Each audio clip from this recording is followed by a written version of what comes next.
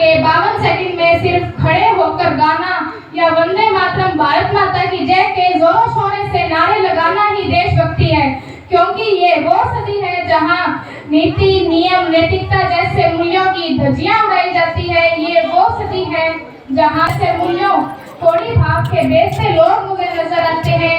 ये वो सदी है जहां दो सगे भाई आपस में एक छत के नीचे शांति से रहना भी मुश्किल समझ पाते हैं।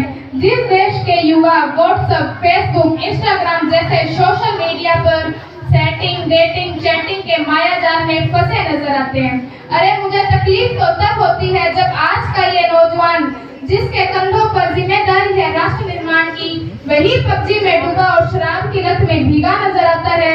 वही पबजी में डूबा और शराब की लत में भीगा नजर आता है। युवाओं से कहना चाहूंगी कि अभी भी वक्त है, तुम जाग जाओ।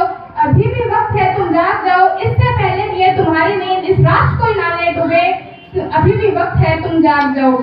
इस मुल्क को खतरा न हिंदुओं से है न ही मुसलमानों से। इस मुल्क को खतरा न ही हिंदुओं से है न ही मुसलमानों से।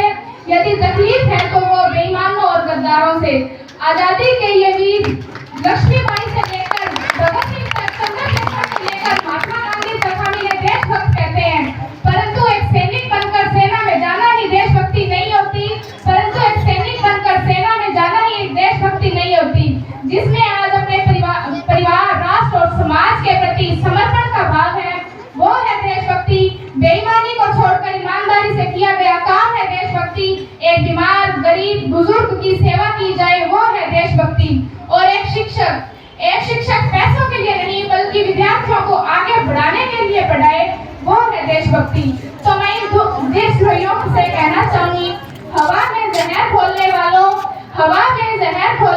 तुम क्या तस्वीर बदलोगे हमारे हिंदुस्तान की? तुम क्या तस्वीर बदलोगे हमारे हिंदुस्तान की? जहाँ शेरों के जिगर में माँ भारती बसती है, यहाँ के शेरों के जिगर में माँ भारती बसती है। और अगर आज महिलाओं की बात करें तो उन्हें आरक्षित नहीं, संरक्षित करने की जरूरत है, क्योंकि कन्या भ्रूण हत्या, बाल विवाह, दहेज प्रथा बढ़ती ही नजर आती है। तो मैं नारी सशक्तिकरण पर कुछ पंक्तियां अदा करना चाहूंगी। इस वतन की रक्षा करना हम लड़कियों को भी हक है। इस वतन की रक्षा करना हम लड़कियों को भी हक है। और इतिहास की किताब उठाकर देख लेना जिसको हमारी काबिलियत पर शक है। इतिहास की किताब उठाकर देख लेना जिसको हमारी काबिलियत पर शक है। भारत माँ की बेटी हूँ मैं, छत पर जाकर गोली खाने को तैयार हूँ। एक बहन, बेटी व दोस्त बनकर गम, दर्द, तकलीफ को छुपाना आता है।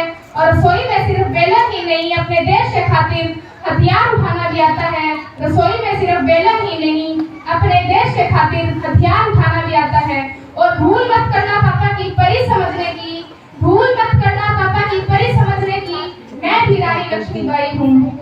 अब बात करें राजनीति की, तो मुझे राजनीति से कोई परहेज नहीं है। यदि तकलीफ है तो मुझे भ्रष्टाचार फैलाने वाले राजनीतिक नीतियों से है। चुना गया उम्मीदवार राजा नहीं सेवक होना चाहिए। चुना हुआ उम्मीदवार राजा नहीं सेवक होना चाहिए, जो जनता की हर समस्या का निदान कर सके। आज राजनीति, भ्रष्टाचार और काला धन इस देश के प्रमुख मुद्दे हैं। इस धन से हम सोने की चैन तो खरीद सकते हैं, लेकिन चैन से सो नहीं सकते। हमारा राष्ट्र निर्माण तभी संभव होगा जब किसानों के खेत में पानी पहुंचाया जाएगा। हमारा राष्ट्र निर्माण तभी संभव होगा जब गरीब की झोपड़ी को घर में बदला जाएगा।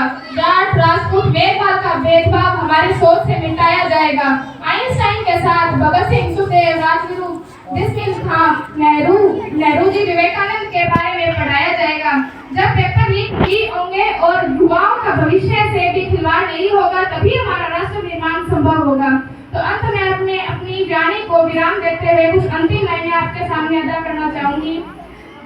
काश मेरी जिंदगी में कोई शरद की शाम आए, काश मेरी जिंदगी में कोई शरद की शाम आए, काश मेरी जिंदगी मेरे वतन के काम आए, काश मेरी जिंदगी मेरे वतन के काम आए। ना खौफ है मौत का, ना आरजू है जन्नत की, ना खौफ है मौत का, ना आरजू है जन्नत की। जब जिक्र हो शहीदों का तो उनमें भी मेरा नाम आए, जब जिक्र हो तो शहीदों का उनमें भी मेरा नाम आए। काश मेरी जिंदगी मेरे वतन के काम आए। Thank you. जय हिंद, जय भारत।